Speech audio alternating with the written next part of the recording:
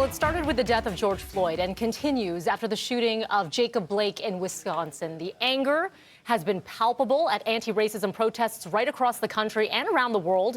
But last night at the Republican National Convention, Vice President Mike Pence says the government's understanding only goes so far. We've seen violence and chaos in the streets of our major cities. President Trump and I will always support the right of Americans to peaceful protest. But rioting and looting is not peaceful protest. Tearing down statues is not free speech. And those who do so will be prosecuted to the fullest extent of the law. Meanwhile, new information about the police shooting of Jacob Blake. Rustin Shesky, a 7-year veteran of the Kenosha police, has been identified as the officer who allegedly shot and paralyzed Blake from the waist down. Investigators now say that Blake admitted to having a knife in his possession under the driver's side floorboard. All right, there was a lot to follow in this story. Joining us live now is CNN correspondent Conor Powell, who is in Kenosha, Wisconsin, where the demonstrations continue. Conor, I want to get to the very latest with learning about this officer. What can you tell us? We just learned his 7-year veteran, but what more do we know? Not a whole lot more right now, Melanie. The authorities here, investigators here, aren't releasing too much more information. We do know that the officer, Rustin Shesky, is a 7-year veteran here of the Kenosha Police Department. He has been put on administrative leave. We don't know anything about what led up into Sunday night's shooting. There was no body cam video. Neither Shesky or the other officers that were involved were wearing body cam videos, and so we don't really know what was leading up to it. We do know that earlier, maybe about 30 seconds to about a minute before, officers had tried to tase Jacob Blake. Not exactly sure what led up to that at all, but that's sort of about the information we know about what happened around that. Investigators say they're trying to get to the bottom. There's going to be about a 30-day investigation here that is actually being run out of the Wisconsin Department of Justice. That will take about 30 days, and then the local district attorney, after he receives that report about the information about this shooting into Jacob Blake, then the local district attorney will have to make a decision about whether or not to charge Rustin Shesky, the officer involved in that. But that's going to take about a month or so, and there really isn't any clear information about what will happen after.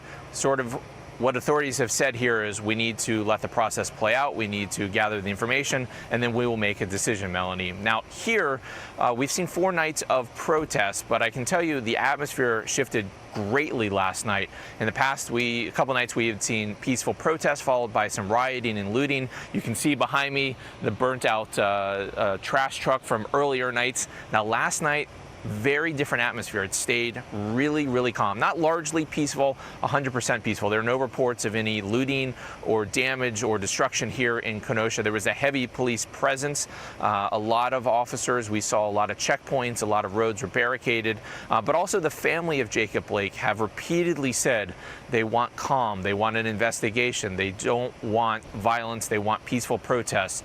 And that seems to have largely been heeded here by local protesters, also by people coming in from out of the area as well. Whether or not that stays, that's a big question, but so far, a big shift in the change or in the atmosphere and the environment here last night, Melanie. Conor, quickly for you, the 17-year-old who has been charged with the fatal shootings that we saw during the protests a couple of days ago there in Kenosha. Are you learning anything more about him or his dealings with police prior to that? Yeah, so Kyle Rittenhouse is his name. He's 17 years old. He was a counter-protester. He came here on Tuesday night in support of law enforcement. He also came armed with a rifle. Social media video has caught him shooting people.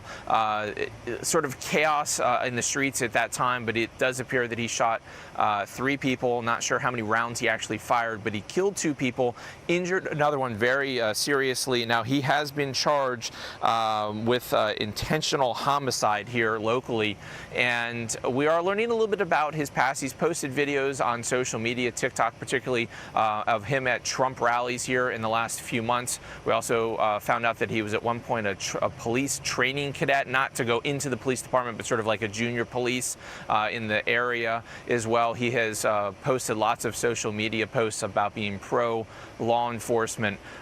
He said he was out here to help keep the peace, but local authorities have said they don't want people like him coming out here. They don't want people taking the law into their hands. They simply don't want people coming out here with guns. Local authorities have said they can handle the protesters, both peaceful and violent, that they don't want people like Kyle Rittenhouse out here.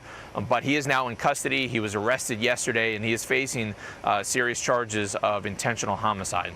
Melanie. Appreciate the update. That is Conor Powell live in Kenosha, Wisconsin. Thank you.